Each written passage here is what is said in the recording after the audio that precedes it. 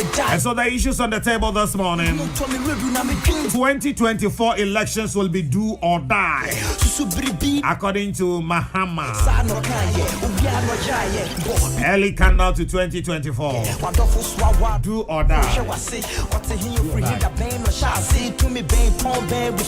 Enti the ohoni say enra mampani da John Dramani Mahama Echo Bono East na okoye no one ya affiliate station a your friend Akina Radio a ewo Techimai etwetwen komo na enkomo a ono omo twetwen ye na mu ba ko a abe asem a efinra ebisi sabri amanfo aka ho asempa eye do or die.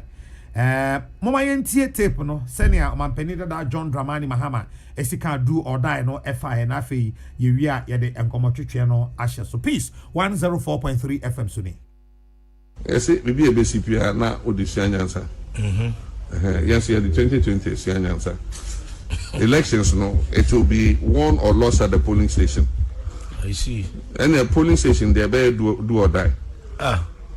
Because all die be die. They better do or die. The right thing must be done. 2024 polling station, and you better win the election. No, yeah, in train and ma, Yanka said, collation center and at the Supreme Court, they be. Collation center and a polling station home. We will do everything to make sure that the election is free, transparent, and fair. Young person here, MPP4, we don't want to cheat them. Yes, young person will be a baby. My banning young French na near Ghana for Peno, near Ghana for Akumasono. Let that be what is done. Yes, it will be a BCP na Odyssean answer. Yes, yeah, the 2020 answer. Elections, no, it will be won or lost at the polling station. I see. And a polling station, they better do or die. Because all die be die. They better do or die. The right thing must be done. 2024 polling station, and you better win the election, no. Yeah, in train and ma, Yanka said, collation center and at the Supreme Court, they be. Collation center and a polling station home. We will do everything to make sure that the election is free, transparent, and fair. Young person here, MPP4, we don't want to cheat them. Yes, young person will be a baby. My banning young French na near Ghana for Peno, near Ghana for Akumasono. Let that be what is done. Enti omampani da John Dramani Mahama ne nsema odi tu dwa no baby a abeya asem efinra manfo aka ho asem a eno na yabo ama matie sedem dika eka ni James Kwabena Bonfe Junior yeta efre no Kabila ofia se anopei bode se mencha Kabila ema no na menim baby bode ko hia Kabila but o se mencha Kabila ma no aluta continua Victoria Aseta the cardinal aluta the cardinal Kabila the great Ubojuma many ano na bajo de say nya me de em kwa che ye de radiasi me na nanu mo se serewe nya de wawu nkwa na hia no it's wakanda serewe nya serewe means in deck a trade a be a wawu the dead serewe wawu nya hia ona hia no in this sense ona hia no nti de wawu na hia no yatin kwamu ide aba that's right de wo bi nye de wani dado e won kwa that's right thank you de serewenya yeso what say deg language no UN one of the declared languages almost say extinct nti as I say me used to me de I sacri huti free me fasa kwan yi e ma ye di e ho nkomo na me sure say that cruise nya me be ma kwan ama ye di ho nkomo bebre e de impede what tag na extinct David thank Mate Kabila da se anope mo akwaba me da siminia Uncle. Oh, meda kope. Uncle ba kope. Kabila na once a minister. Oh, always a minister. Always. Menyona wate. That's right. Honorable, not to say. Cardinal on radio, the only cardinal. The only honorable. Oh, the only irrepressible. Really irresistible. Oh, Charlie, you got Kwame now putting Yama. The Epulio. Hey, Masa, nobody collect time. Make him up was in A brilliant na obi boy. The guy is on board. You're on board. Nagrado. Akwa so. Anga kwaba. Eja age. Aboko there. Na me na do man pay sorry. Run man run. Antoine will see the Bibi aboko there. Oh, Oketechi Owunte won sade yo obosoro na asase. Njana ye yinganizin there. Enya wa ma na pe ye be hia wa. Amen. Yadamase mbenifo ya mama kwaba enenso so yadamase sene monye ho adaje sene da bia moye no. Kabila table me boss si e minim se wati unti ya wo de opa akenkan nti obe kan transcript no pe. I would my minister Shasi. So I want to take a cue from you. Mate. Minister. You want to subsist on what or slightly depart. Anu gwamna. Yes, sir. Mamentio 2020 any. Yes, bibi BCP na odisia nyansa. Yes, yeah, the 2020 is nyansa.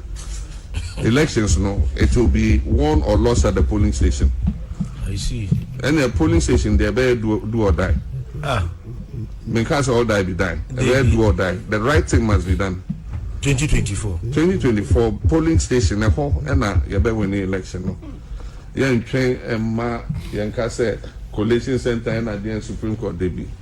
Collation center and a polling station home. We will do everything to make sure that the election is free, transparent, and fair. Young person here, MPP for we don't want to cheat them. Yes, young person will be a baby. My banning French him na near Ghana for Peno, near Ghana for Akumasono. Let that be what is done. Anu gwamna.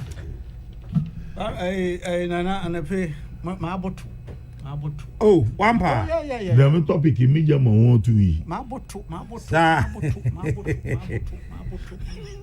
My botu. Wampa. Makachro. Eh, and asomna no washi. Na. Because you want bread and coffee.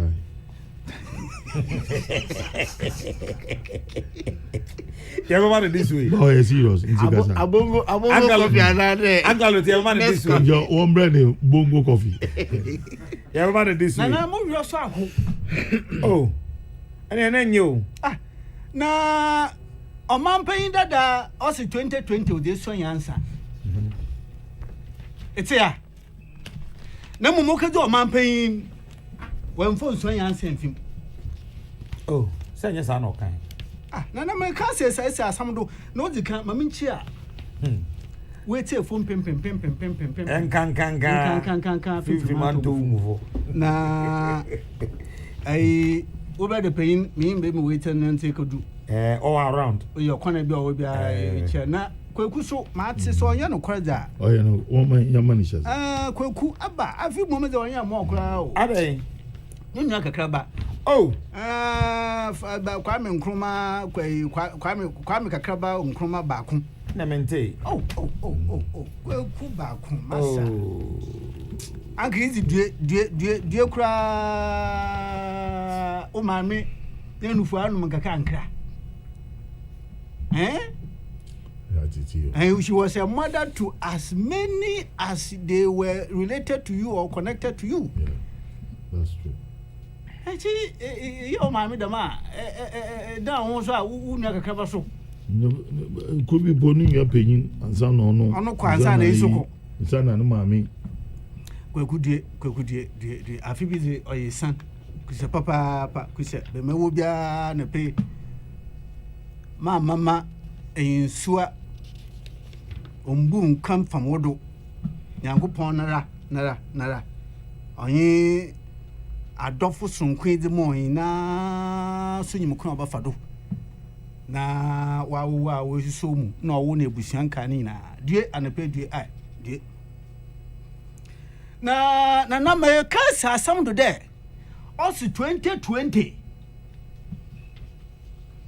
we sua de fim na me bisa mo de oman ye bisa yan ho de enti oman payin dada ye oman payin na bedechi mfie ba asa na fa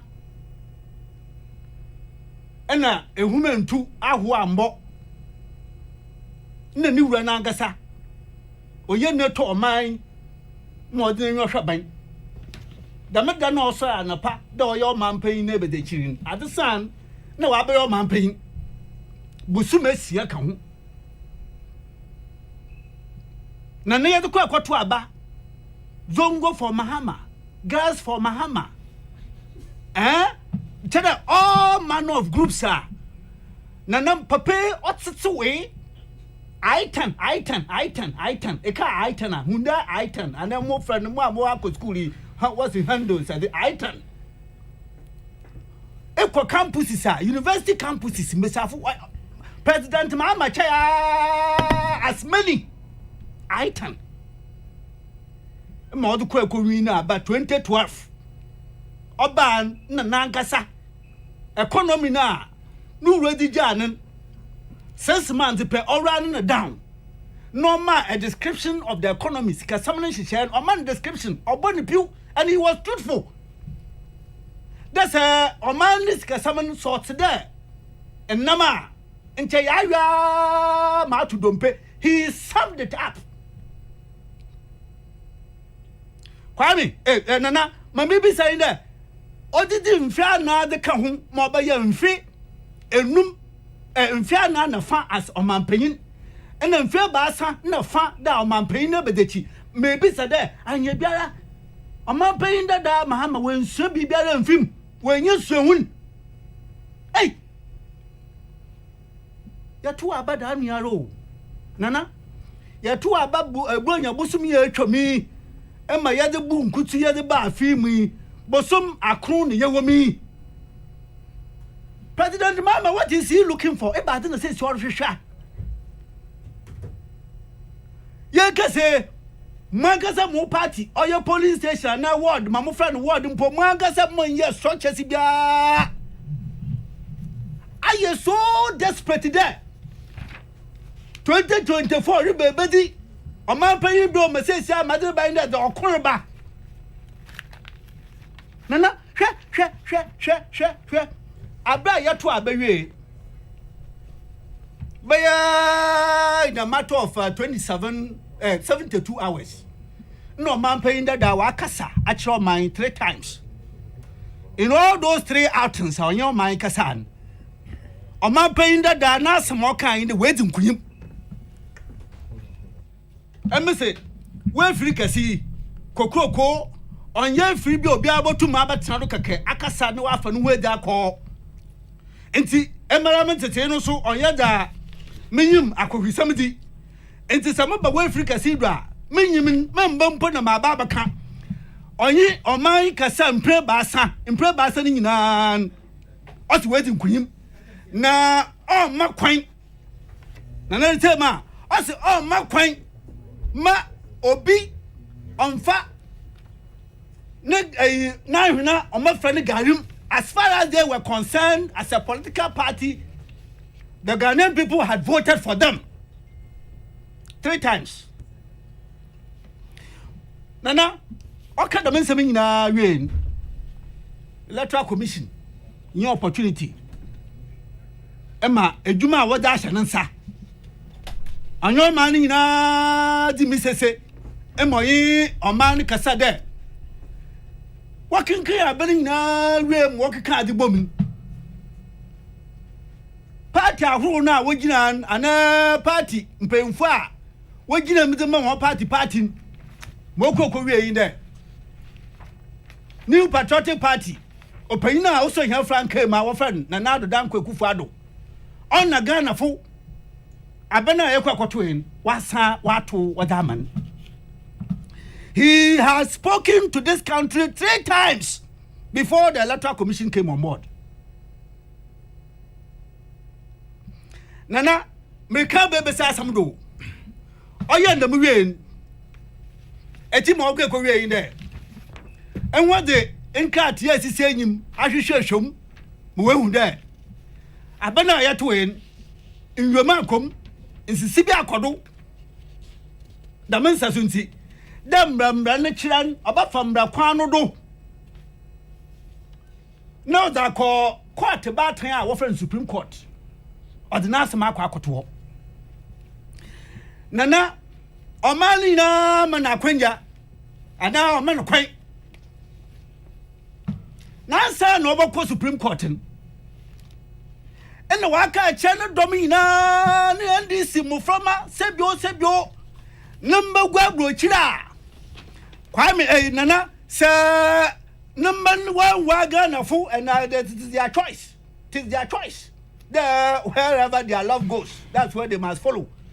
Wako wara bonfa kwame nana so banda eyemuri bimpo wodi awoda muframa wo sika one wager the president wo was come to fly home over to Canada and Kakao, Okokati holidays. Yakase, Mofaman, who now go with you. Moko Kaba in there. Amama NDC supporters. And he has continued to have a grip on them, seeing them as gullible, seeing them as vulnerable. Amama NDC supporters to two go abantin. Nana. For 4 weeks running. Enka.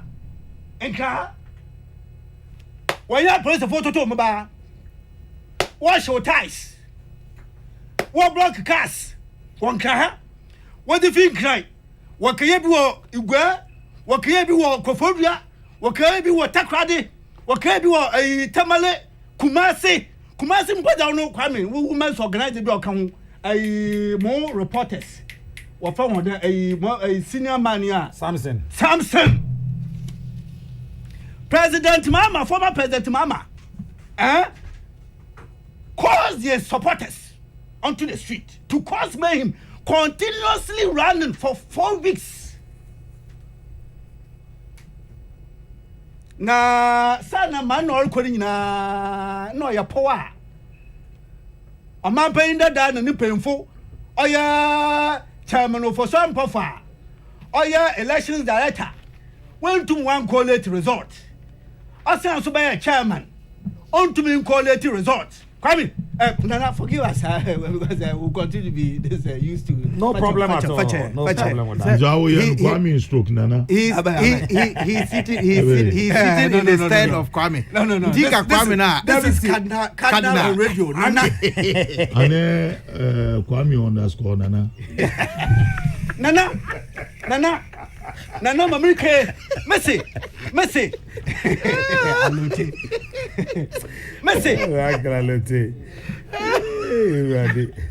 Chairman of for some Pofa, oh yeah, director of elections. Then director. No, yeah. Yeah, okay. 2016. Nana went to one fa about 1 year as a political party. One fa abandoned to Mama Cancer and there. About Tessidio ha. Blame the resources or the what the man resources. And to Okacha party there. Now I want to take charge. I want to become the chairman. And to ensure that the way to my year as director of elections and my chairman, I'm a year. Now nobody chairman 2020. Yakotu aba. What do you want to go Supreme Court? A man for what him one kai. His Lordship Justice Apau.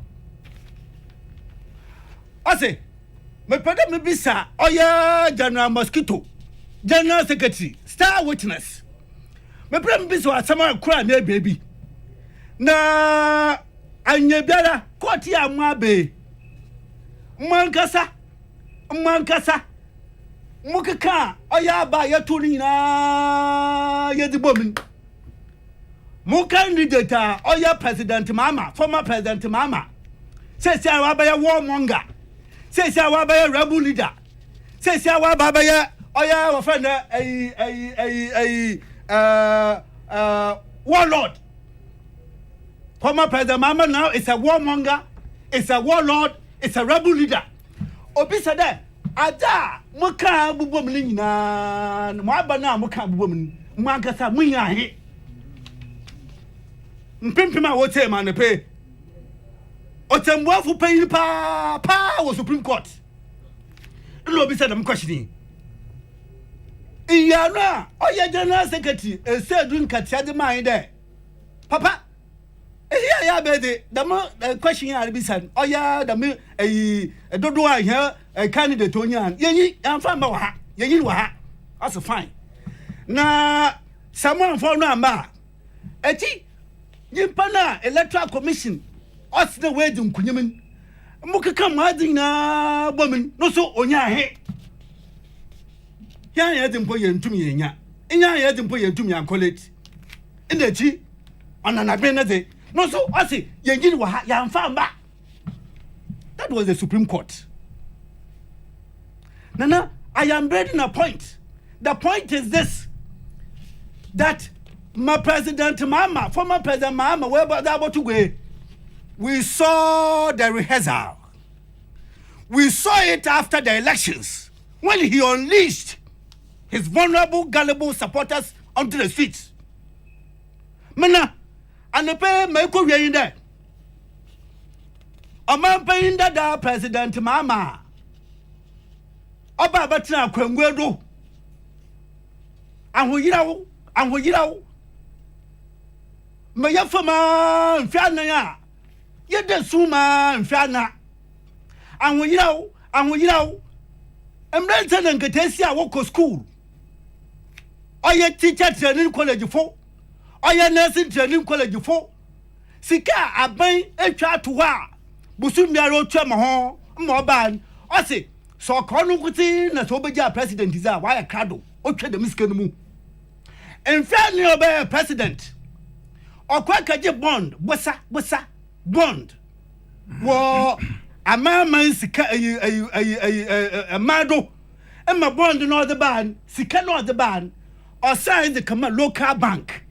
No done no local bank Bossa. That is the economy. The former president and the former finance minister, when he even speaks, people don't hear, let alone to listen.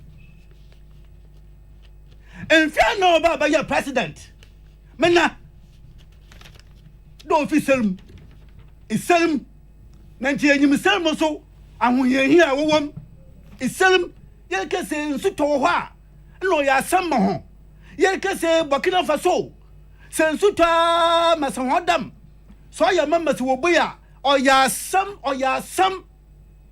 na ente hemu krafi hemu abayo man pain nebedechi asia abayo man pain obayo man pain na oda de bi bobo ada also friend Savannah Accelerated Development Authority SADA. And fair now, Lord, by your president and mana, Odi. The same poto. Say, I kept a pen and fair now, your president. At the batch now, my only the work will remain there. 2020, I've been a quack. Now, mana, we are there. And what about international observers? International observers. And what for European Union? And what for Commonwealth? And what for United States of America? And what for African Union? And what for ECOWAS? African, Caribbean, Pacific. And what for Banina? What's our banner year 2020? And one gets a walk shaba, wa mea do, Mawuni war, or year 2020. Jean Mesa, on no any pain for yen, won't be that, a duchum. Yan for 120. And also, I won't hear my name. I want from home.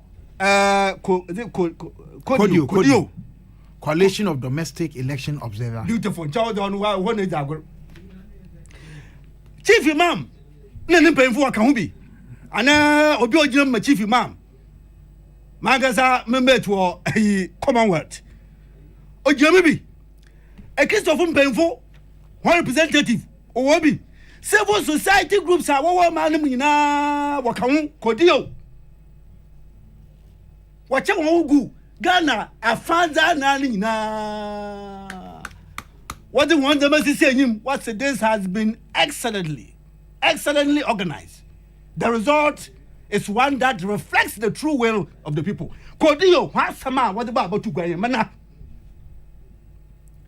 ya to abe we ende da me ke be sa asam do ende da president ma madam na o hye no nkrofo me wo kro agbansen kototo mobile cashew ties bobo glasses o hye hon say na no ya anwena wa anwen onyin pemfo oya chairman for sampofo oya wo fa na esedu nkatia mpemfo a wo kan NDC anwena wa anwen de abeya nyamena adom owo hanyimi mfie ba san na be bosomane ana de num owo hanyimi NDC abopo de wodze ekun ma president mama we bo enenum wa ka cho ma ni na de aben obeye owu enkwankwa obeye do or die na wa come on you nana mo you pa and I cringe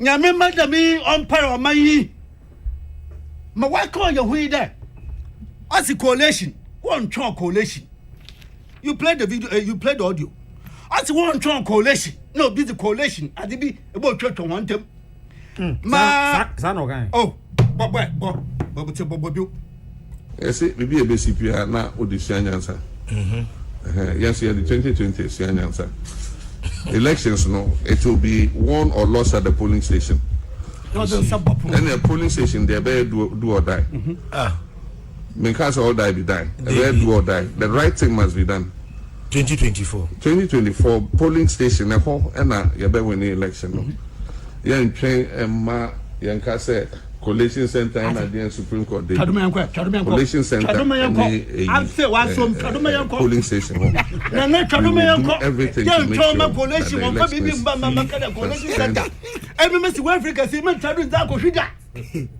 nana minister one him Kabila this is very very dangerous in fact former president mama president mama matter speak for itself.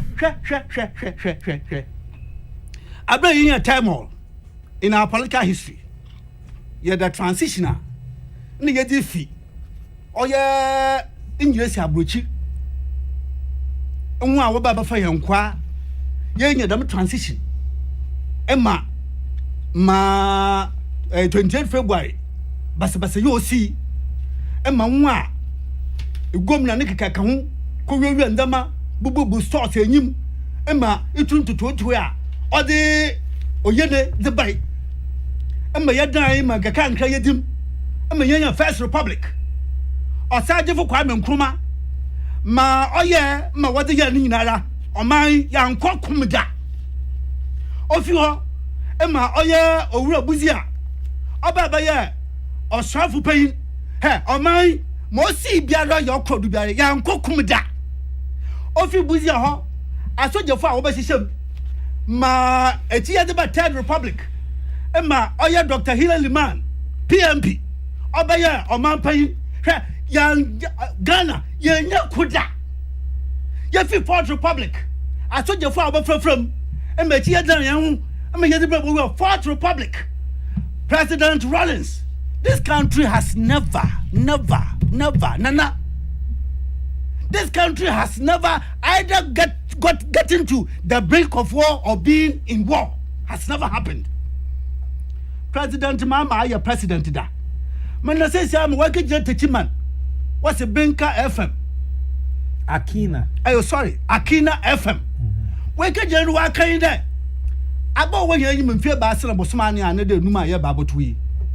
At that weapon coalition, we'll call it in by your no other you do. Embrana order what there. Say ya koto abenefit say aben se wonu anje ho se wankɔ ya court batan Supreme Court na for wasam kada ho na wanta do na wohwehwom na ma won bia fo batugwan as the Supreme Court is also out enti odemra ono yin pemfo opposition pofo esedu katia party pemfo NDC fu nyina ase aben se yato na sa o man na nto ama ndisa ekun obeye do or die no na say that owo enkwankwa but I want to land on this nana I am landing on this see the Ghanaian people no matter the circumstances in which they find themselves. Nana, Ghana for today. Ghana for will not get to that point where they will decide to draw daggers. Ghana for here card there. Where baby President Mahama. Kwame why assemblyman? Why you MP? Why you deputy minister? Why you minister? Why you vice president? Why you president? Why you former president? Why you didn't Ghana for the former president Mahama and come kaka Fongu for him to become president. And if he becomes the president, Kwame, Nana, what is it that President Mahama continues to eye in the Jubilee House? That he wants to go back and to collect with his two hands. Everybody be on the work at Jubilee House. President Mahama says, Sarah, on my Yakwatuaba, why some other kind there? I bet no way him on Kankaye or your dasmode or your da or by your kun or by your mujambuja. I did a boo and a benyanqua. This country, we are not ready. We are not prepared. Now, make come against it. You're best saying here, Januma Sofu. Hey, Januma Sofu, a Sofu Pong, a Sofu Pong Pong. Sir, Emuyedi on this matter. Samuel Tumankasa, and Mama President Mama, one stop from the path he's treading. This country stands in high risk. I hear for Kasakasi, Nananum, Amahin, Regional House of Chiefs, National House of Chiefs. The former president, indeed, has thrown this entire country into a certain disarray. Say, Sarah Mawakacha, no man for you there. 2024, or your kun, or your mujamuja. And I want to indeed prostrate before all of you. The intent me, any effort, any influence you can exert that will prevent this. It must happen. Nana, Madam Bessie, Namasama baby. But that's it. Menso so me that's honorable Kwame Duncan and Ote Denkano. Kabia? Yeah, Kadna. Me that's it. Mampani Dada John Dramani Mahama. Tipa oboye ene nsemo a epi mu bae no. Or say do or die. Not all die be die. Sano kanu. Or see do or die or can't do or die no. Em say nipa na o interview no. Or there should be say eye no wan kakra. Ena or twaso ntempa no aka say me nka say all die be die. Me see do or die. Na sakasa you know nsemfua mienu no anase kasasini mienu yi eno meja ma professor Opani Ajekum Kofi na wonum abe duedue mu nsonsoye ewom anase enchase a ewom say obi ka say do or die na mo menka all die be die de esiche efa ewo ye kasa emu na me hwe sadie ya na yakese madwiri kosi so say mampani a osi so sesi a ye mampani na na dodan kwakofo ado ebrebi okasa ye ka all die be die enti em say no na mampani dada Mahama o ka say enye no na ono wo ka na mum ono ka do or die na che say ono ne de no edanso na me yan hwehwe mu bio na me hu say Peace FM online April 16 2015 na yakese asame da honie I regret all die be die comment na dodan kwa akufo ado obekaya mampani kan sa asem no sa bre no sa kasa no ebe ye he kakra e mampani kasa ho o transe no o ka se ni se nka o ka sidusi kan ye no enti no all that be die no e ya asem a ya man yosem mu no ye de akoto ba bi enti se na wo ka wo asem se e ye wuowu nkwa chese da bi anya wuowu nkwa do or die no that be I understand it's slightly different meaning say nyima or say do or die chese either say ono benya bedi tumi anya sa Ghana wu it is do or die. Do or die means either my way or death. Until there's only one way. Say, you better declare. Na yaka say obi eye mampani and I say ono John Mahama ye president. Na e wona na madwene busa me say anya bia NDC for o ma Congress akoyi no say on na etu frank ama o mo ana. Kadna that be menkai Munchoano. Strangely, the national chairman is with him and has declared him de facto flag bearer for 2024. No, so Akasa as part of it. Interesting. Interesting. Anopaya na mensaka press statement bia emabunu bi August 6, 2021 na efiada. Ewo tamale. Womo bo minority leader, the honorable member of parliament for Tamale South, my brother Haruna Idrisu.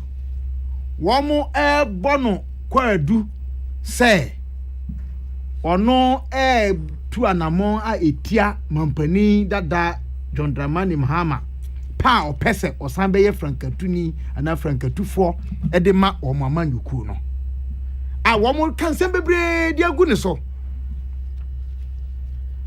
na minority leader say me remfi ya em say womo parliamentary caucus a NDC for Anka Lote wa ha the former party parliamentary caucus on can be but for I'm just seeking information. Say parliamentary wing no say womo can the leadership of the party ho Yeah, very much so. Womo a bigger stake crowd ho enti o party no nkra bata e wo amanyo my friend say emra shebadwa fie no sesi ayi ono na wachitafo bon kwadu say ono kra de ye say wasoma nkrofo say wo nko bro nkrofo binom wo nya niam ntia abobom panim bidin e wo press statement no mu August 6 press statement no dole eye ade a mampani dada Mahama wo interest na wo mo advance anya bia wo hu sa de na da ana do or die na wo ka kire yerga na ha no o shase afri na man yoku mu ene the NDC for they can think about it na no na me gina so de abominua eye horesni ayi ankra me bono kokko enam signal mampani ma yinti ukohwe informer ene kratafe to so emse miensa page 3 no NDC must stop Mahama for 2024. Now, Cardinal Tie, me can hockey to be say according to him, the intrigues and overtures by Mr. John Mahama were indicative of a strong appetite for a comeback, and therefore urged the party to halt these maneuvers immediately before he caused another electoral disaster for the party. Me, uncle, please be careful. This man is saying it is his way or death. Former President Mahama. Na kada na mi fi say ye mampani dada John Dramani Mahama. Obekai say onye obi a opeso obi di mampani keke. Waye mampani da. Opeso sanbe mampani bio de but waye mampani da. Wakan tam adinse abra okuta saya mamrei na okuta Bible eya onka Exodus 20 verse 7 Kadna Tabila Exodus Mose ngume tosu mienu etia duonu nchemu nson no sa woni masem e wo ho oh say na wo minim say Bible yi me ne wa na ya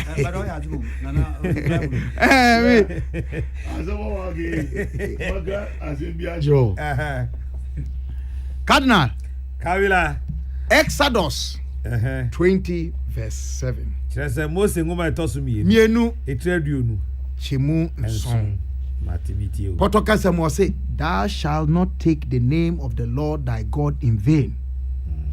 For the Lord will not hold him guiltless that taketh his name in vain.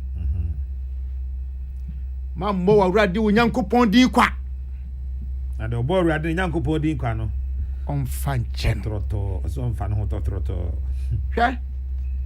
And me, I'm taking it's the same way me now so the akasama all public office holders in this country and omo aspire say on be hold public office. We ye Christiani, we ye Kramoni, uji Bible di, uji Quran di. Ye mu binu ye jinimi enu nyina di. And I can tell you, Can't serve two masters. it's not two masters. They are not two masters. But that's another debate.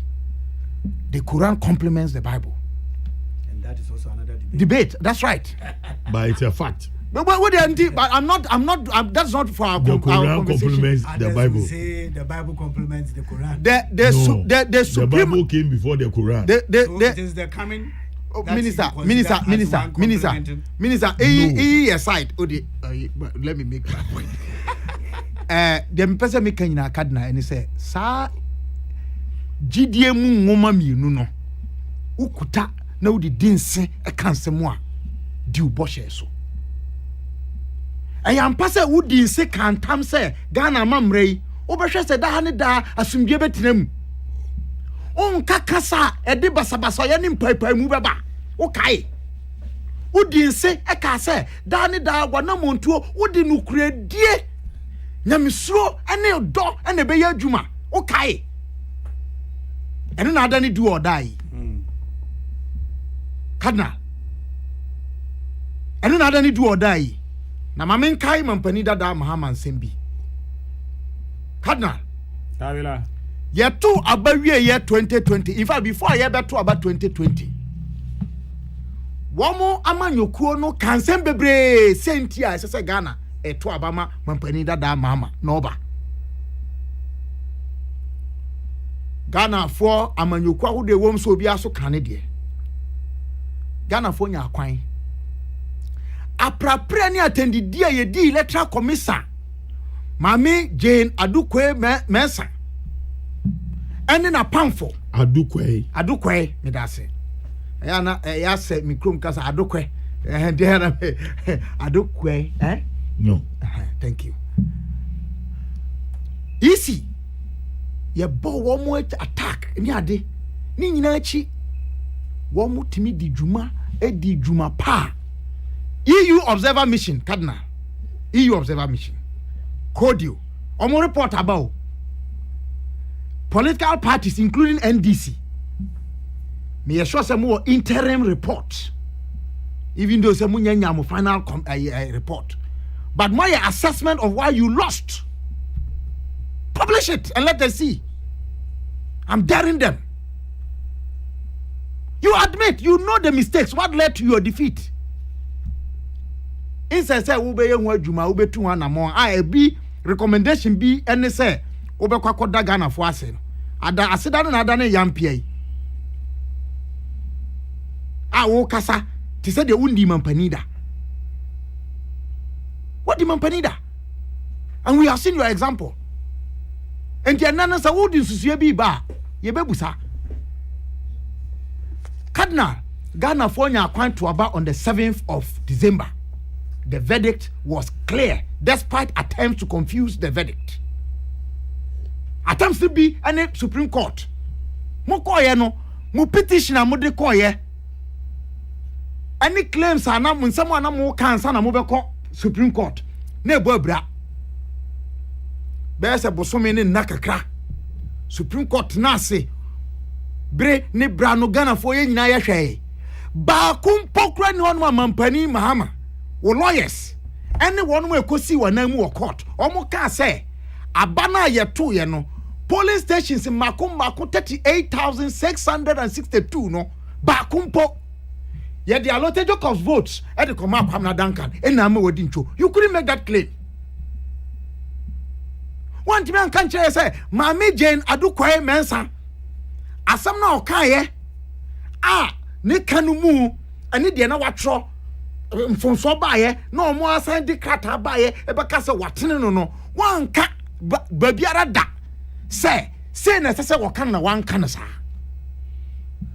Atemuafo makum enso ana na ti asemi so mo asem ye do stage bi kra no enam say na mo per review nti Supreme Court bench no increase ko 9 ebi kra wo ma ye di ma wo obekaya omuwie ye se obegia tum say ya tentene ne na omudi aba no kra no wonyintumu na congratulate wonyintumu say ya tentene ne wonyintumu say wadi ntwo enso wontimi nkyere yes say wadi nkunim Mr. President enche o kan se mimi ne o ya adwen say amanfo bebre na enya hwamodie e wo amanyo ayeye no mu eyampa na onim die ntia sa su ene kasai e kan hu bi. If people are indeed getting disappointed or are disappointed in our politics, you are a key contributing factor. Former President John Dramani Mahama, your inconsistencies are just too glaring. Be consistent. Do you believe in the Electoral Commission and the Constitution? Cardinal, and I want to make it clear here, and I've said it over and over again. Nobody in this age and time can rig an election, win, and get away with it. It's not possible. Me say, Obia no one mo betimi awi abamu, ama ya declare no winner. Abragana fon to abama no. Every Saturday mampani mama wa kan. Ya kan aba no polling station. Anya bia polling stations in Makum 38,662 no. Emu de ohin na wudi nkunimu a ya mfa ma wa enu nti wo kase 2024 ebe ye se wo bedi nkunim anase obia bi wu 2012 ye to abawie ya wo wini ye no mpacho na eyobi na awie mu ama wa na 2008 the first time in the history of Ghana a runoff candidate are not only in excess of 100,000 votes.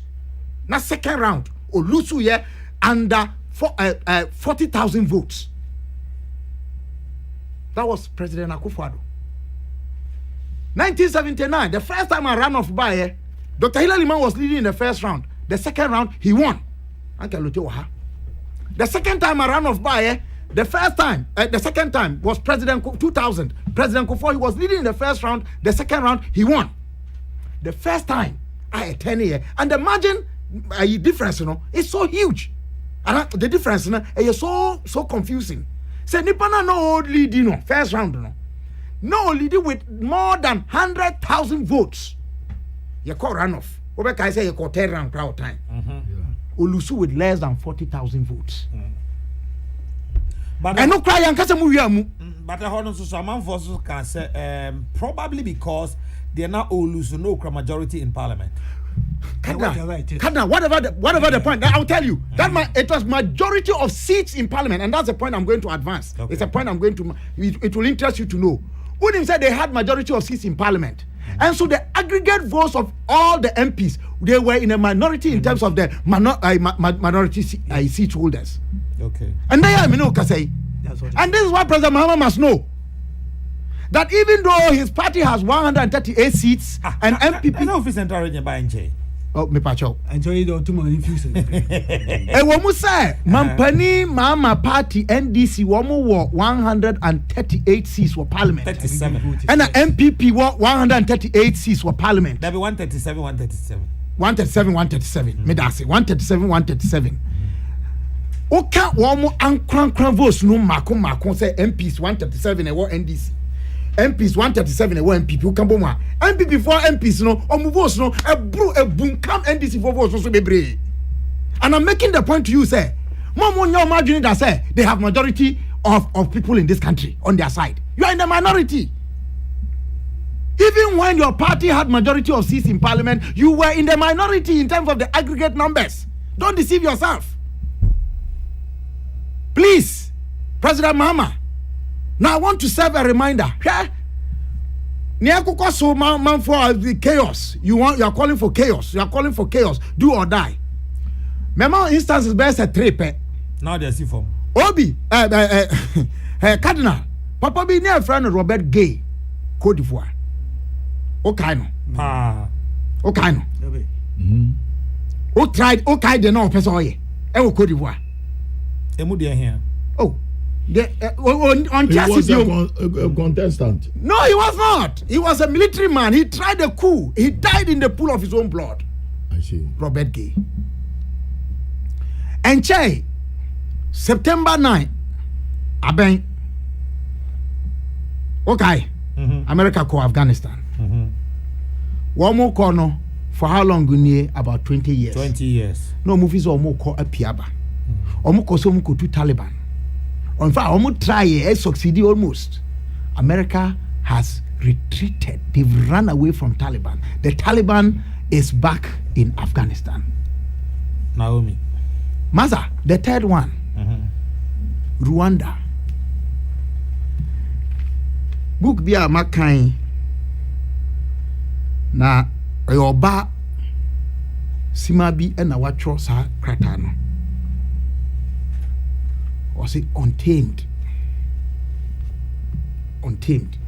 Or yeah, one of the survivors of the 1994 genocide in Rwanda. Cardinal. Kabila.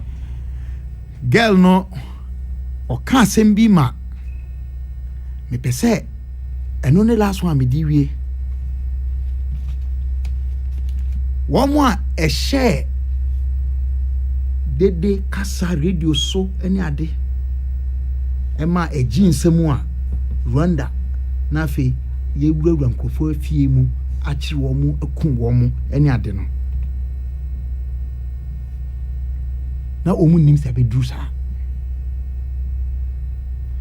At every roadblock we watched with horror as captured Tutsis, including children, were beaten and hacked to death. The road was littered with corpses. Ghana, no matter how many problems we have, no matter how difficult things may be or have been, we have some success stories. President Mama, your tenure. One man say no. Me kwabra for na me nka hu bi. Some of us acknowledge your contribution to nation building. Am I prefer bi ni nya asem, take kansem.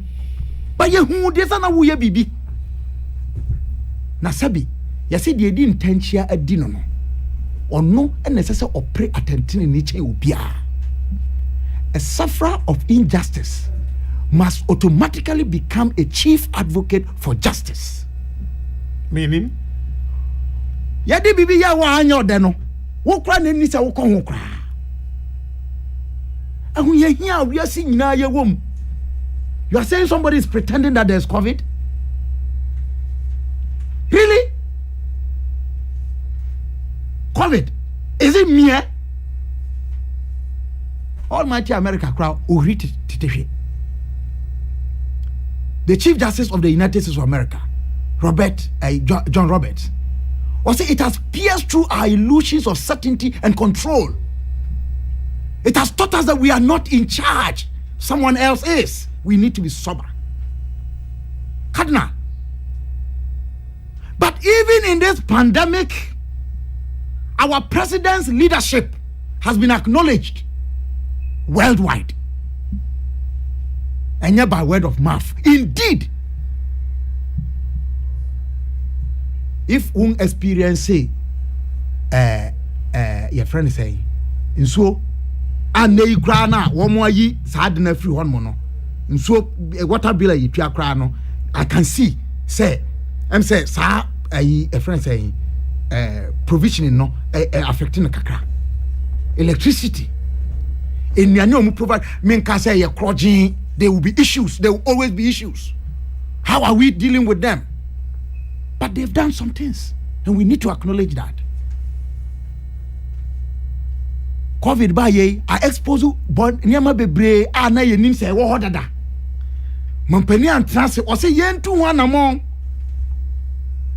anye bia hospitals 111 na wo musi no emu de ohin ye si a ebeti coat so I no nti mampani dada ade we wo say na wo na woni briefing say we had that challenge krana at least briefing ayanya say ade bi say na kadna me pese me kan we di wie anka me support call bi mampani dada mahama ye pa yeah we say mampani Akufo-Addo omfrɛ to say African traditional indigenous knowledge you know or he frɛ musuakuo ahodoɔ yɛmmra ne ntoatoadwen okay say COVID same yi sha say 2020 mu anim ho ba bi no ɛyere so mampani frɛ saa meeting ni bi saa bre no minya kwan ɛkɔ bi na nam de na manyokuo bɛyɛ yɛnti ɛna ebia mesuro sɛ mampani bɛsan frɛ saa meeting no yɛkɔ ya yɛnkɔ kyerɛ adwene kwan a yɛmfa so ahoyahia yɛkɔ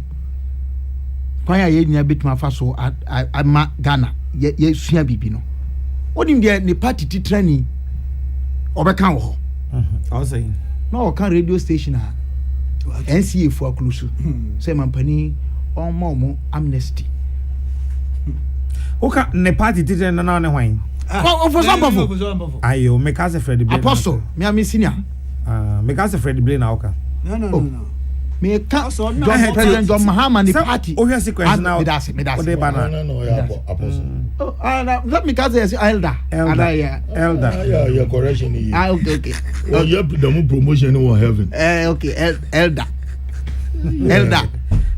Cardinal Kabila oba ho no na nye COVID and adwintra ye be yi ebeboa ma ye nyina ye share ho so di ho so na omu beka on beka amnesty for radio stations NCA ni omu anya asem mampani ma na reply but kadna nin kan nyina mfua no me pese me kan we di wie ye pre to me die say ye pese ye di to me keke anase ye pre to me die say ye di to me ni baba be somo manfo are we seeking power for the sake of power to handle or hold or to govern and work with the power? So the mampani mahama o kasa idie. Kame akoye se wa fe se na wo ye president. Na mumenya adwuma na wo ye se mampani e na wa fe. Na be adwuma na wo ye. Oh, so ni be den adwuma de mampani obeye bi. Nti minister mamen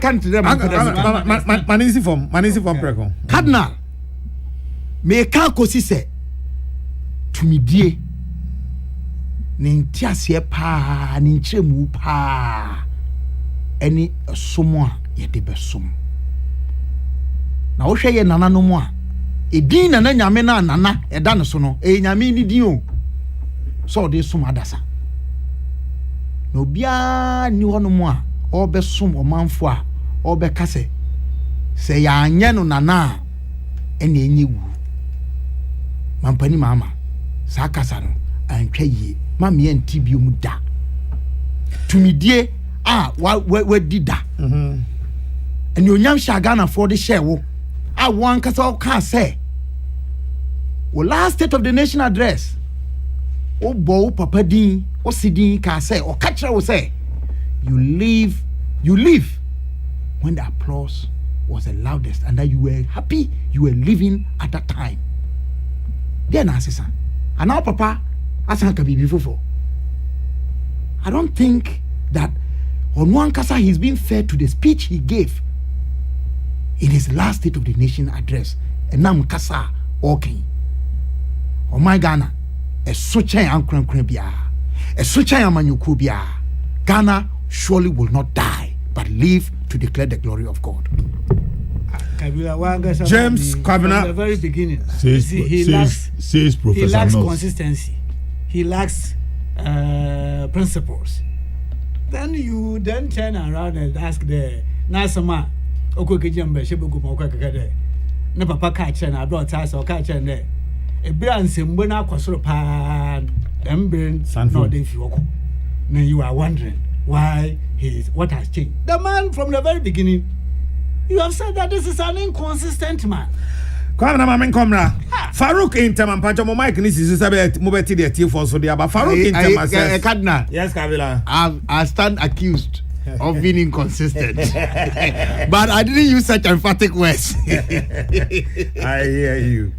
Now Farouk Ewo Tema and was say ex-president Mahama having the benefit of hindsight of Kufuor's statement in 2012 and the subsequent punishment of Ghanaians by voting against him should have been with his statement. Come 2024 elections, JDM will suffer same fate rendered President Kufuor in 2012. Inshallah, Farouk, another way say if it tema the ebaye. Mamen can we I pay Eddie Frasiswa now until the militants in the NPP who have Nicodemously found themselves into our security agencies are fetched out the election 2024. All right, I pay. I'm sure. Wow, nimse enya ade ametwa de wo kano ode aba no eso. Mr. Host, what is James Kwabena Bonfe saying? He should excuse us the rhetorics. We the poor youth who cannot feed ourselves 3 times daily are monitoring some of these commentators and will always support JDM score. Bob Okele, Edifree Bema Camp. Yo. Good morning, Nana Okese. Why is former President Mahama behaving this way? He thinks Ghanaians are clean. He always sends his family when it is an election time outside the country. And that is why he is sounding this way. The old adage that says God won't okay. He should remember Pharaoh and what happened to him. Joe Kofi and Odifree Ahanta West the Eba ye. Donko Fuseni and so Edebako Abre Kabila. Kabila Wadan for Donko Fuseni. Robonso. Kabila is shamefully, mischievously wrong. JM never said what he is saying. He better listen again. At the polling station was the reference point. Donko Fuseni, whether he likes it or not, do or die at the polling station 2024. Donko Fuseni. Walanyo Inakwetia says, well, John Mahama lined up his children to lead, to execute his do or die agenda. Let us do away with greed and politician. Pamcho, Mokasa na bia no shidodo. Fan say etese enti meka mi bia keke de ben pamcho. Why? Enko boko why? Boko. Nana, if a person carrying cargo across the border is tested positive and we have no facility. Okay, Dr. Mwako abenwa COVID has 7 days. Why, Dr. Mwako? No amount of contextualization by the NDC can purge former President Mahama of his it's Obama. Boy, yeah. Do or die simply means persist, even if it results in death. Operative word, death. The question is, why must anybody die because of somebody's desperate move to become president? Say Obama and Oduwe Efri Pokwase Ede Ebaye. Nana, I can say, I urge your panelists to concern themselves on the consequences of President's statement on the country to the outside world. As Ghanaian with investment in Ghana, I need to advise myself in the future. President Mahama simply did not speak well. This one says, Mr. Crescino, they are no free UK. As a country, we cannot deny the fact that this government is doing a lot to alleviate the increasing problems we face as a nation since assuming office in 2017. My humble appeal to all Ghanaians is that they should continue having faith in the Kufuor government, and gradually the country shall get there. As for President Mahama, the least said about him, the better. Kadna, you see the type of people we have as leaders? This country is seriously bleeding. I am happy every discerning Ghanaian is lambasting JM for his reckless and plain comments. Kwadwo Edu Parko ewa Achimesi so and what the way ebaye Ken Wood actually sent a thesis, and I'm not in the position to read this morning. Nanayao, Mahama thinks he is the only man in Ghana. He is beating around the bush. Nothing he can do, absolutely nothing. Ghanaians should not fear. God is on our side, and God richly bless you. Apostle Ochre in Kaswa and all the way ebaye. Baba Chairman in Tamale says the same John Mahama went to Savannah region and told them that he accepted the NDC lost the election in 2020. Fast forward, he went to Techiman South and is now saying that it is either his way or death. Such an inconsistent character. Baba Chairman Edifi Tamale Nebai. Good morning, Naya Okesi. Okay, Lampadaman from Pachawa told us in a Sancho message, Abium. President Mahama scales up attacks, MPP fires back. Assemble Debbie, Beniza Edifi Accra Station, or Taco Day. Nana Yalkesi. We know that former President Mahama is not coming with any new ideas. We have stayed on course and have shown competence in the management of this country. No matter the reckless comments and the President Mahama, do you think Ghanaians will give you another chance? No way. Ogauli, Edway, Efri, and Carrier, and or the Eba, yeah. Okay. Me obey to be ha me can one just me call Uncle Luteso. Cardinal, according to General Mosquito, they did not go to Supreme Court to overturn the 2020 results. So JM's speech is full of contradictions. Protozoa and or the way so by Justice Abeku Newton of First says NDC followers are hailing John Mahama for his do or die comment, but Nana Akufo-Addo was carried to Golgotha for crucifixion. Or do over or die be that hypocrisy and dishonesty will kill this country. Abeku Newton of Fair. Okay. Good morning, Nana Okese. Honorable Kwamena says by virtue of his upbringing, he does not lie, though he is a politician. Can Kwamena honestly say there is just one politician who does not lie? Dr. Mwako Ewo Aben.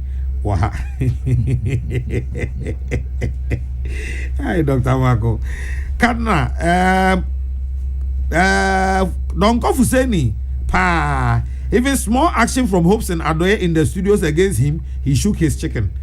He should be there supporting the reckless do or die comment. Kofi Nyako say in Holland. Onone dia wade aba no. Okay, all right. Thank you, Aluta. And as from Taifa says, Nana, winning election is all about attractive manifesto policies and being vigilant at the poll. Do or die, fruitless comment by Mahama will make the NDC remain in opposition forever. Ghanaians, let us support the MPP government to deliver. Mami Adjoa says, Mahama said NDC was born with revolution in their blood. So it means that he doesn't care even when this nation is plunged into chaos. Angela Lotte. Any neighbors? And a be the next door neighbors. Ma Minjia, the chairman and management of JL Properties. Okay. Ma so me chawon. Na ma join a Ankalote ni crusade for JL Properties. They are doing a good job. I've gone to their site. I'm from my home region. I will always support them. I think they should extend to the Blue East and Savannah region. That is even what I'm coming to say. There. Yo, Papa. You free ba Ugo apartment Asantima Adishifo JL Properties will soon show its presence in Ashanti region, especially Kumasi. Ashanti region. Yo. A lot. Oh, Mr. Ada, it's so unique. Yeah. In fact, they have even been acknowledged in Sierra Leone. They are doing some work. It's exceptional. They are now in Nigeria. Yeah. A lot. Oh yeah, man. And the management for what you mo bɔ wɔkyi Amone dɔm sima afseme. na mesraga na nkankan asanteman adehyefo a ɔhyehyɛ wɔn bɔtɔm. You are going to have gated properties where it will come to 10 years crap. Your properties in your house Secured. is safe and secure. Maganda mi ya. Cardinal. Uncle Alote. Mupoya na magache former regional minister. Still regional minister. Once a minister. Kwamna Duncan. Yewo bronu bi wo Cape Coast a. Ekeche si won be safa. Boba was browa. Wɔhwɛ boba megwan na menyimu cruise yɛfa strategy bi da ku bi meminda wɔyɛ yi dama na yɛkafa afetwa na yɛto nyum ekute yaaye fɔ bɔtɔ bɔsɔ obi ekute yaaye sɛ wɔlɛ ɛwɔ bɔtɔ a fɔ bɔsɔ obi na omani yewa for bottle go so bi ekute ekwejim kaka na abechi otire lafo a ane teshifo a wo ya ji your friend lakpa ekwejim kaka so ana abuchi ekute ya ye for bottle go so bi wala nyim da bottle ewa na ehwu bi ba na wo be chesu mbesi afonti ehwu won boba nti yɛ dza fitwa bɔ baba ka kyerɛ dɛ sɛ wɔlɛ yɛ bɛma afɔ bɔtɔ bɛ so kadi na nkyɛ ato ase Matias Yatra. 2024 will come ɔbɛba abɛsena akɔ. What I want to assure Ghanaians in there, let's be focused.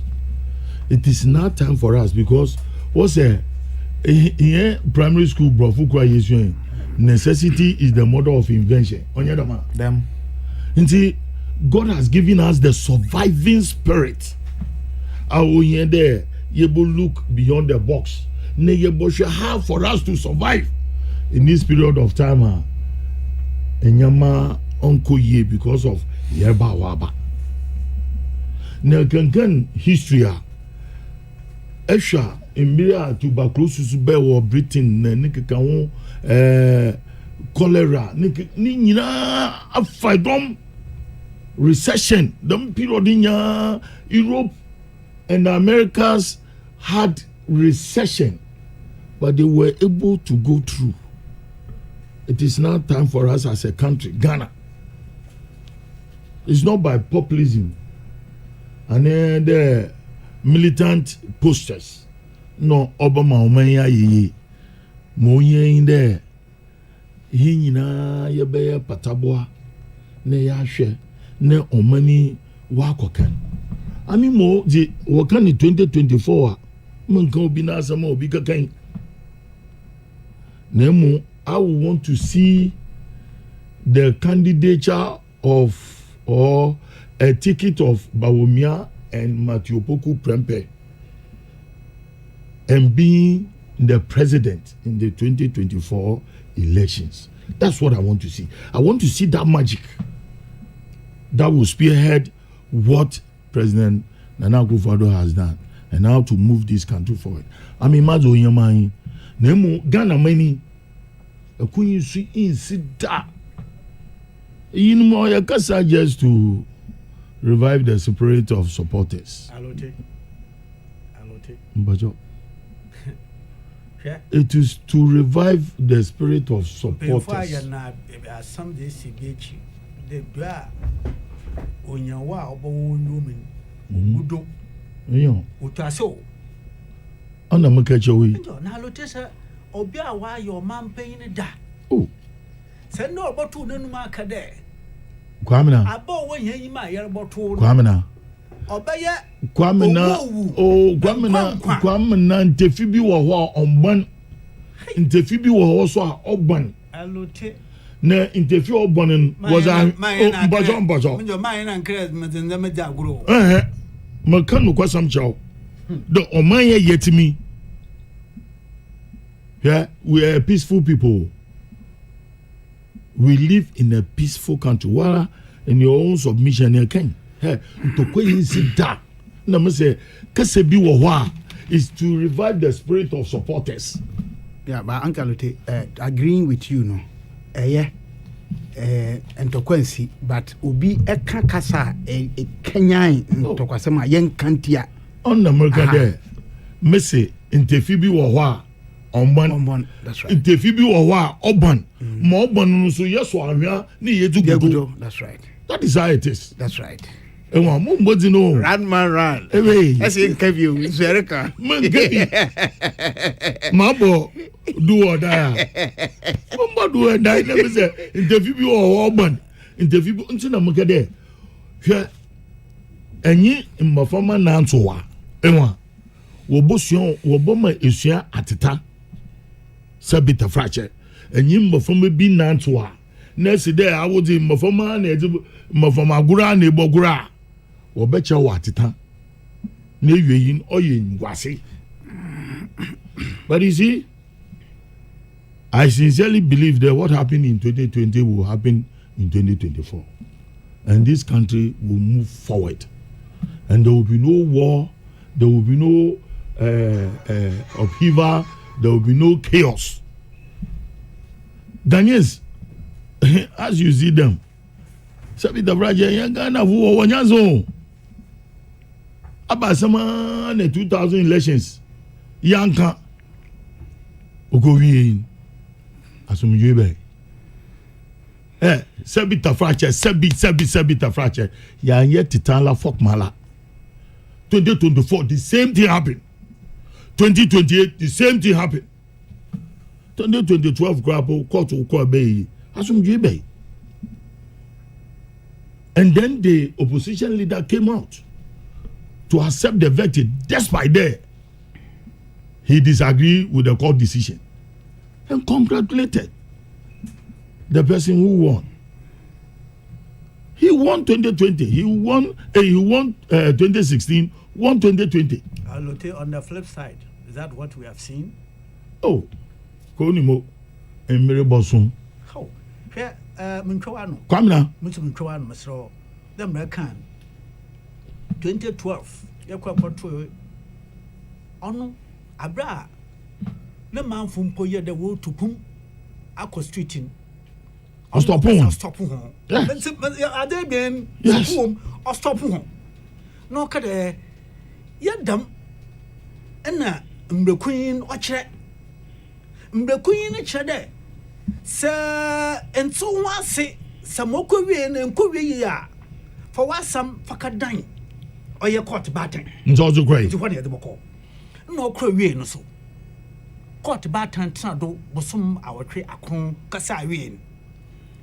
I say, I am meant to see na mamma bo mo brain na musun small woman or ya da mother bosom or my gun and the canco. Say oh meant to see my bufraba medini mamma ya mabra na so small woman widow woman or ya da ya de some or mine na canco.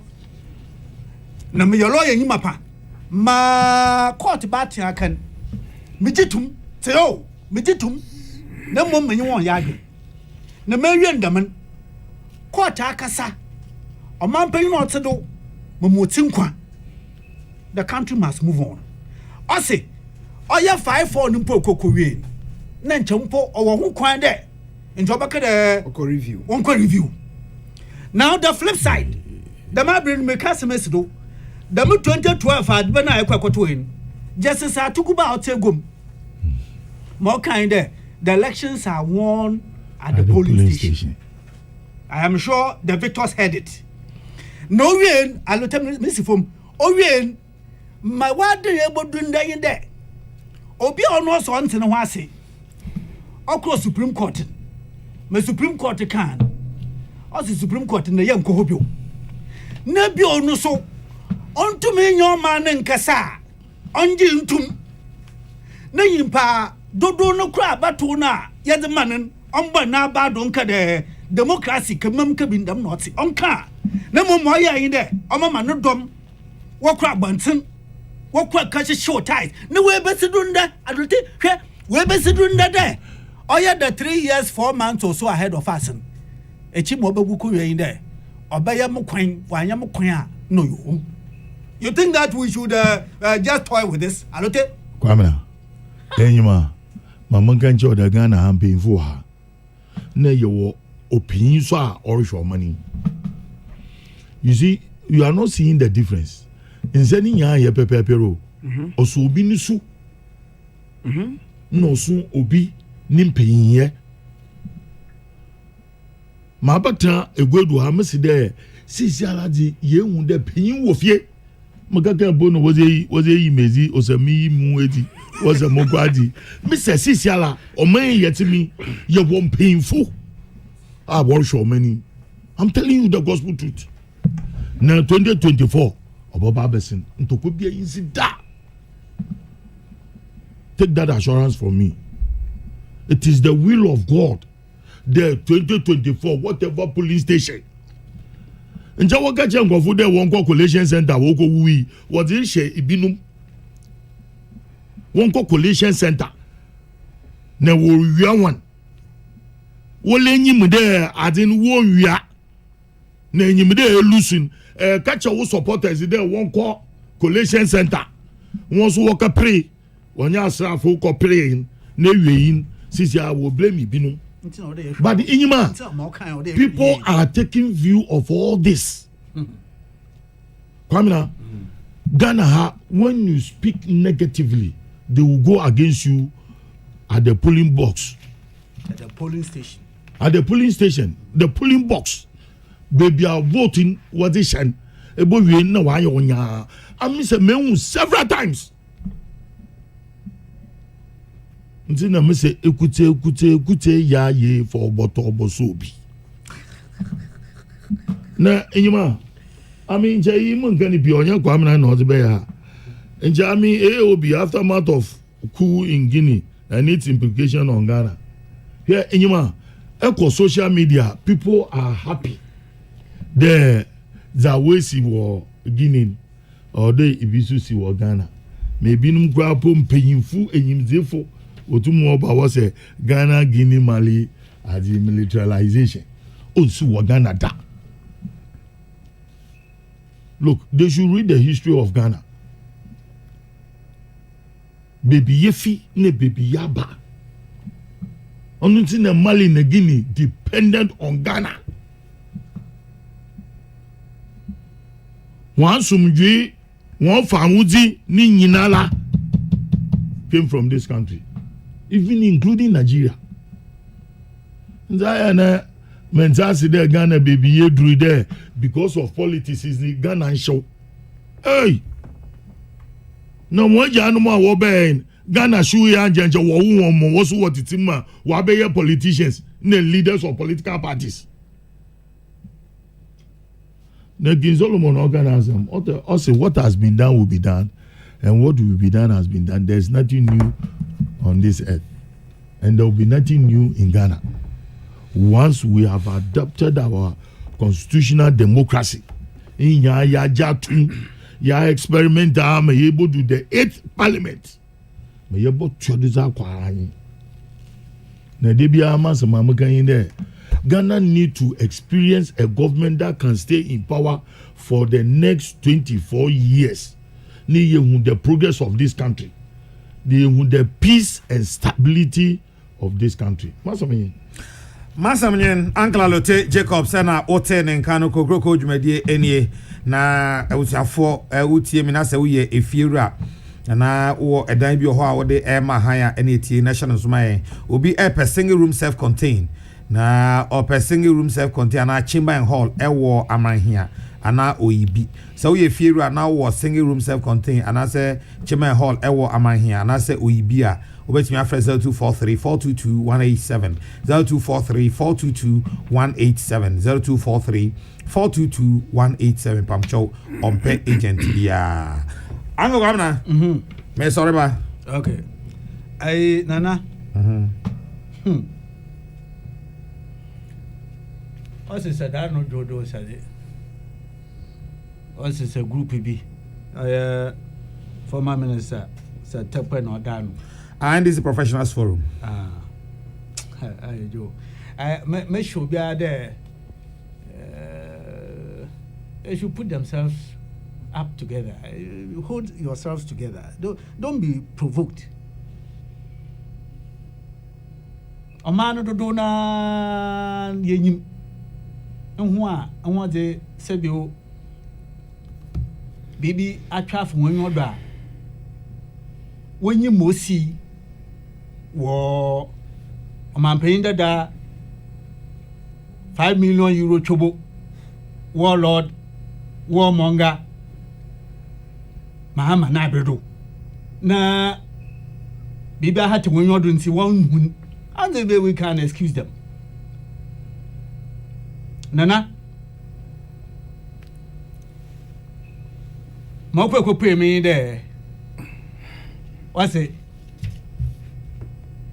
former president mahama okakasa wase mo okade gains ono ye gains economic gains oye no bequeath the ma ekufu ado na abai ase ni na anu me said there your democracy you take it on board so I mean refuse to be provoked na ebi also anya yerba kedewa wa be ya wa ma wiase na aboto amoamoa nyono it will only take an incompetent person to come to this conclusion na nana World Bank one interim report bi a headed the global economic outlook during the COVID-19 pandemic, a changed world. Now, the portion on the historic contraction of per capita income, just a small portion, that won't be more. IMF was so why now reporting, and them are wasted. Also, the pandemic is expected to plunge most countries into recession in 2020. With per capita income contracting in the largest fraction of countries globally since 1870. Advanced economies are projected to shrink 7%. That weakness will spill over to the outlook for emerging market and developing economies, who are forecast to contract by 2.5% as they cope with their own domestic outbreaks of the virus. This will represent the weakest showing by this group of economies in at least 60 years. Nana, it tells you that the pandemic came like a dagger and pierced through the very core, the very heart that holds economies together. And see, report I read the what's that? Nana. So production bokoda. And one here materials, raw materials. So China no boko akafa. Nana why a lockdown? Production materials na ubenya wada by a lockdown on come back. Say Europe na bokwa. Amama ina ya lockdown. Production mkwado. Yenya first wave. Yenya second wave. Yenya third wave. In some places, even fourth and fifth waves. After that, amount for yimpana woba ye juma. Emma, the iya was so timida ba obra ma aye yimpan was one she dem. Enti bibia na no atwa bibia. Onu na saban obi kwa kafa ni import da ba. Obejina kutoka anewejina tama anata kwade habo na duty so ho waje na wenye revenue no da chechire man ni nyina atwitwa ni nyina osanda enyangasa within our economy kran. If you lock down Kumasi and lock down Accra, you have locked down the entire country. We did that for 3 weeks. Asia or Mampain Bab or the Basha here, or yada, often a restriction, the legislation. What is the name of that legislation? A restriction of movement, BBB. from time to time, what the president was doing was only restricting our movements. Asai yamko, eyi yanya, inshemi yamko, ebusun tuminshia. How could you get productivity if the people are not joining either socially, are not joining productively, in order that they will be able to do the things that will generate wealth? When na dream about to why I don't them. Za on my ne wiadi na yafum ne yadwa yesham. And then you have a former president. Cholera. Mr. Wa na peri team Martin America in your cholera. Nitsaba ide Mr. Facham. Edi ejanan. Nama ohia pa ya hoto nunsu. Daba sese wonsa ho. Ehwede ediban do abokwa akoto ne hoto. Ehwede ediban aka show another show ehwede wo wonsa ho. Edi semna ba ya ansa na edidi osa na ya ndama akwa akafa aba. For 3 years running on the U as president on the U. Nana, and two men say me there. Look, this is a matter that borders on what? Hygiene. It's a matter that indeed can be resolved if we were able to get the people to access a certain commodity, a certain item. 3 years running, every year the regions were reporting and they were dying. Cholera, that was cholera.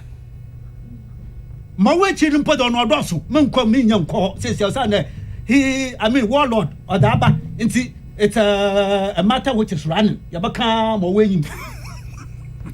Nana, you have that audacity to tell the entire world today. You're confident. His kasam Mawa Tranquil, you're confident. No Wakafaba. Amazing. And this was the pandemic for which you set up a committee. You had him do that? Yeah. That he set up a committee. After the president had announced the committee. He also set up a new committee. And what was that for? We don't know what the committee did. What was that for? So maybe if the president would take any advice, now offer them consultative meeting now. After Mampenyi now obey. Amazing. I mean, Nana, replicate. The presumption is that I didn't hear the committee about it. The presumption. Look, this is a real issue. This is a matter that indeed affects every facet of our national life.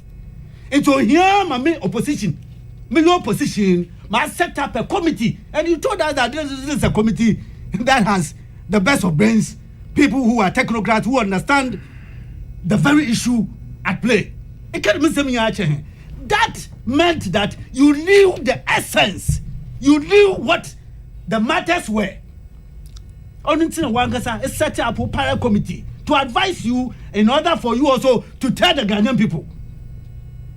And you tell the country that Kokrokoo you are, or yet the whole be an on your COVID not the bay. See, Mama Magana Funya, what I saying there? For the months ahead of us. As for his being the de facto flag bearer for 2024, how are you a politician?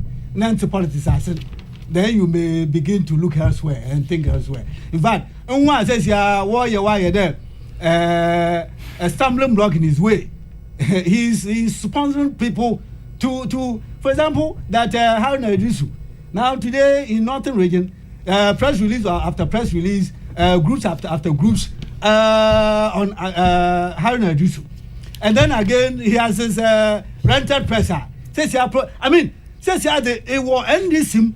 Not say there independent minded that you are even perceived, not real, perceived you have the do or die 5 million euro turbo former president come at you. Na Mamrika we esechi crying there.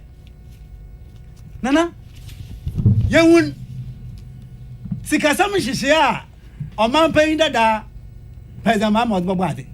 We saw it. To the extent that 2018, in one of this same moda, ordinamia, I could be someone going or the Quay. Okatra, Central Region. Now some more kind there. If I had known that Ghanaians preferred bread and butter, if I had known that Ghanaians preferred bread and butter, we would have focused more on that area. That's my abroad. Isn't this even an admission that the very things which matter to the Ghanaian people, that's not where your focus was? And so they said, "Menyamda Ghana for Mawobezi, Namobanum, that's what you want." And Chahwana with the margin boko. Those were your words. Those were your words. And the Kwabi, and then my year, I'm saying that he's now on the table. Warlord, warmonger, rebel leader. 5 million euro trouble former president. He is now on the table and see, we have a long haul. You're about discussing. Na Mokwaka can walk. Ma is why about the forum. Is about NDC Professionals Forum. I mean, have they ever had one? Because if anything, they exist. But if anything, rather we should be hearing the voice of the professional forum. In fact, it is lost. Maybe they want to take a cue from for Baumia is not very fancy from one. What if we were pick a few? Baumia is distinguished though. It's distinct. In fact, in a very unique special character. Because otherwise, the professional forum in once a man can that should be the one that occupies the table. Now make a real crown. A man paying that who are the body donor share.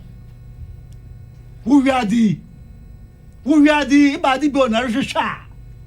And that to me show my money now the 2024. Abano when you my yellow quackatone, on yet the yellow catching hydrant, on yet the dodo ne pet. Nemum, obey Muja, Emum, obey a kun, Emum, obey to trust him. Then the one can say, General Cadet. Party better you are. To trust him, or chair NDC. Say, Sarah, Abba was won't cry that Yamina dum, painful or mine. I suffer Bacassa. Nananum, I am for Obacassa. No ma money na so ya bakasa medase kwa menanso wakasa medase papa happy 73rd birthday to most Reverend Philip Name Metropolitan Archbishop of Catholic Archdiocese of Tamale. Your Grace, happy 73rd birthday to you. Utinkwa, President of the Ghana Catholic Bishops Conference, and to wish you happy 80th birthday, Mrs. Rebecca Adu kindly Ayi of New Achimota for your children. Nana Techiwa, Na Dede Ni Ayi, Na Kokoi, and all your grandchildren. And to Grandma Mrs. Rebecca Adu kindly Ayi, happy 80th birthday to you. Kabila. Cardinal. Yes, Kabila. If he said, kasa ni nyinaa ko sise ye mampani dada Excellency John Dramani Mahama ne kasa okan do or die no se beye ono anase wu no enye kasa pa enye kasa sebi na esese efi na no eba na ya kan se wi no me gidi ye pa se eye you know the ekoso wo na manyo kumu the ekoso wo mamu no nyina ene ebia omanfo su ne how binom enti ena ebia pusa na sama na kasasa yemfa saa enye man ɔman kyekyere metaa ka sɛ ɛyɛ sɛ ayɛ sɛ yɛ kɔkyere damfoɔ o kɔkyere damfoɔ na wanhwɛ yi a yɛbɛfrɛ ɔdabɔdani nti ɛsɛ sɛ yɛhwɛ sɛ yɛde abotrɛ ɛne kasa bi anansan ayi ɔsɔfo bi eprichi yɛ na mete long suffering so de osi kyekyere mu fae ɛsɛ sɛ yɛ boasetɔ ɛsɛ yɛnya abotare hunu sɛ ɔman kyekyere no ɛnyɛ putupuru ɛne yɛde yɛ na yɛn nyinaa no yɛka ho bi ne yɛyɛ wohwɛ Ghana yɛma nyɔsɛm ɛne yɛka bi mami nka bi ya efiri afe apem ahankron aduokron miɛnsa 1993 January 7 ɛde baa bɛpem ne ya me ne wo kasa yi wɔn mo a adi saa democracy mu tintima paa tumidie paa ɛyɛ wo mampani dada maama wo ne wa manyuko NDC o hadna wohwɛ yɛ 20 almost 20 friends 29 years of practicing this regime and next year nyame aduma yebenya 30 years na majority of the years no ɛyɛ NDC enti te sɛ deɛ Professor Kwame na ho book no working with Rollins. That's right. Confessions of an Accomplice. That's my nickname for the book. He confesses how they decided deliberately to ignore certain lasting legacies. Nanka a bit change the structure of our country because it was convenient to do. What kind of book now? A woman? Such as here. Eti ye kasa ye nsusunka na maka ni sa wie no na me dani mani me dia kyerɛ mampani Akufo-Addo amanyukuo ene na ayi apamfo a wayi wo mu asudie ne kese ne da mo so paa musu ene mo ni yo ye ne mo na mo ntuo Ghana fo ye hwɛ wiase nyina ye wa hunyahia mu ye ho kyerɛ na sɛ mo mo bra enkyerɛ sɛ ahokyerɛ na Ghana fo ye fam no mo fam bia amanfo ni bebre yeni ba bremo onta me ka se me dane de akọ se o mu nhwe yie o ma sitna ne o manam amanum anamuntuo mu that they must watch it. That's right. Sometimes a be crying yes here, but if you create the impression, the perception says here, and there are some of them too who in reality may be doing that. Nti o mu hwe yie aboa no o kana ni breso mampani ankasa aka se onim ahoyahia ye wom e ka ho bi ama watu anamo bi nom nti wo ye ne pamfo wo ye nana musini se enche omuso mbe DC for die ache but ye say ache na muye ye se na bebu nyina de e ba wa ye be pa wo wonum a e be ka ho ama ye dwuma nyina cardinal me de ma desrede ne se ye mfa nyamesuro yɛmpɛ adwumaden yɛmfa nukredie ɔdɔ kroyɛ ɛne President Kokrokoo taka word bi ɔse humanity wobɛti nipaye ase the philosophy of humanity wobɛhu sɛ me nua nie me wɔfa nie madamfo nie me yɔnko nie ɔyɛ nipa te sɛ me a nti me de me ho hyɛ ne tibia mu sebe ya ne all form no meso metiasie na ye no do ye ho na de atwato ene se ye be fere anya buo dia ma ni onyam hye apre se ye beja bibi dia ma nchirima legacy ye wo individual legacies ene ye wo corporate legacies se si wani so se wo pese wo ja bibi ade ma nchirima se ye wa wo ma wo nana no mo wo fase no mo de di kan pa yesu say ye bokwam na dan kan dia ye beka say hey minister uyi na no credit na chi obi ani ho uyi na adwumaden de obi ani ho uyi na odi breso. And that's what I want to end with. Mr. President, let it be part of your legacy say transform the disrespect for time in this country to a respect for time. Say ye de bre eye adwuma wo Ghana hanmo cardinal esomfa so ebre ayen fa ye adwuma na ema ye nema bebre etosin wo Ghana manuasi Nje 2 ministers. May that Oh yeah. Minister for energy. Energy. Education Minister for education. Thank you. 6 o'clock. No They are there. office. Yes. Mate, okay, all right. Okay, Maki. I gotta take budget for me now. Me and go be obwa. No friend, okay, Maki. So then why you fine? Okay, nim. Nana, I'm I gotta there. take. Menye menyu kakra ba kwa amnazi de bia menye ne ba ya adwen. Osande once again ye fi central region ye fi fa korede makano fa kora na ye fi fa korede no there yen susu bia ye jitum me so mo congratulate honorable Kokrokoo Ofori Esiama were elected as chairman for the World Maritime Organization in West and Central Africa. Hey, congratulations. Also, Osha yen so your region moon. Ane kwa mna mwa Osha yen minyam. Nti kwekwe yemo wakani demo Trinkwa. Yemo Trinkwa. Congratulations. Cardinal Mejizi de nana Me uncle, me ten catcher. the mewa. Me uncle. Oh, me wedding or can one you be on I. Oh, the mewa. He's a nice guy, you know. My uncle. Consul. Yeah, he's one youth who involve himself with the youth. I him there call Cape Coast University so. Obey I me. know a custodian. Obey. No one tell one who won't blow. Female. Yeah, Central Region man.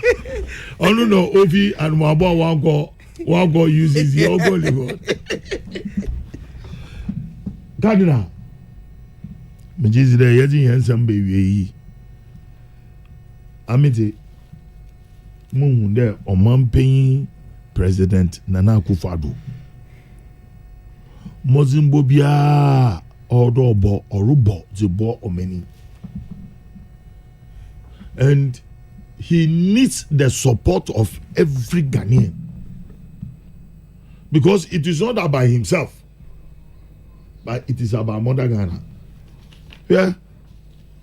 Echo social media, some people are joking with me emolument was sent other Akama accountant general. And historically, yati bida wagana ha. Yati da because in Angasan, yes, you can only see it. Nti ye pepere there ye benya jina bibi jina na ya enjoy more. Ono nezen ozoko ni yi no jikan. No. The two are not the same. Mobo oh nje ni yi so Oye etuhache ono ne bezechi na ne apamfo nyina oye Mayday. You also increase salary bill. Okay, for this year. Inyo. Mo akotua dadan. Ona na wo beje. Beje dem ba won so ho etuhache mboa kakra won so beye. Azameje. Yes. Henti ni pay oye due him. Oye ntia mo adena other ba oye from 2017 to 2021. Kwamna emo mi wie ya nje beta say you put the two together that one if you proceed yeah. I go on money here. Here no man here does a phone. You be different from our and Chemusha. Oh yeah bani ya anyi there. Men tun te fi ngu mu fi. Maza Maria ama dama obeye adi nseso a oda ho nti na omo waye na demu na ye hwehwe na demu na odo obi aso ye baby appoint amezero koyin. That's right. There are many The lessons. These are lessons for us. These are things that we should talk about. onye things that will scare people and think that D-Day nusa obi akaka de minti ye nko police station nko to aba ye boko ona mukade igwai anafo asafuchin wo suda wo se what boko what basan asom motin nti ye ko du baby a kadina odi nya ye patabwa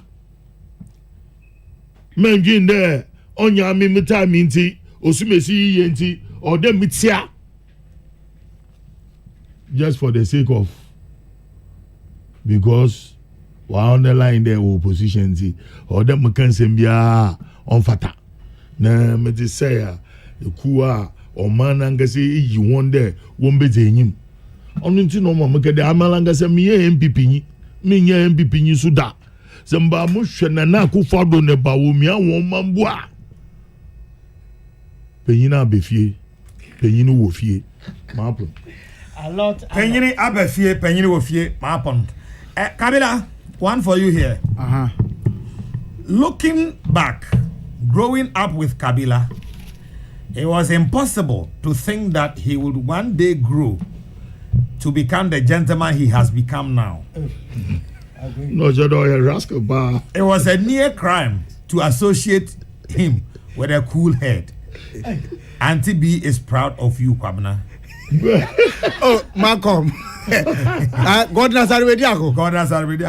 Yo, and then Now, see I'm sure it's applicable to him too. that on your gentle.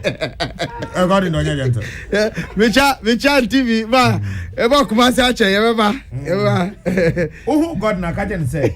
Me se me nyame di pan chon fa me book no mreme. Oh, what you book? Ekobe 1 year ni. Eni ebia ai book no waka wie no pese. Oh, pese okipu. No, kande waka wie. Say more than 1 year there waka wie na okipu. Put in book bro. Working with Rollinses. Oh, media na minya. Na in fact I think I do chapter 4. No, I second reading. And I also me fama na dem. Oh there, we there ai me bro copy. Dem me permit there na because you know so. My nose room. Marco we there fala there bro. Mon kan say na suba nyefe. God is suba nyefe. Abusa for ha ena so ye dem ebesie me gira mu nyina na mother Dr. Father Dixon Kennedy Asante o say also for Kojo Asante. Stephen Bafo Peter Square Isaac Odro Pretty Joyce odi anka kwa me yeboa ena ma me bia ma kwafo me da wo nyina ase.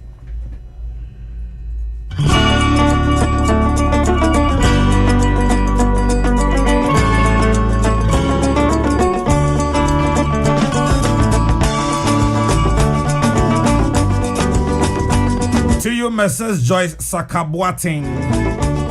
A happy birthday to you from your husband, Mr. Sakabuating, and his nephew, Kwame Puku CID. I'm somebody more sick of Vicobus and more track of himself, Premo Beto. Yame Ayadomo, I want to Ochananopa. My friend and I orchestra waiting, my friend, the Cardinal. Made a radiasum Jamunina Macram.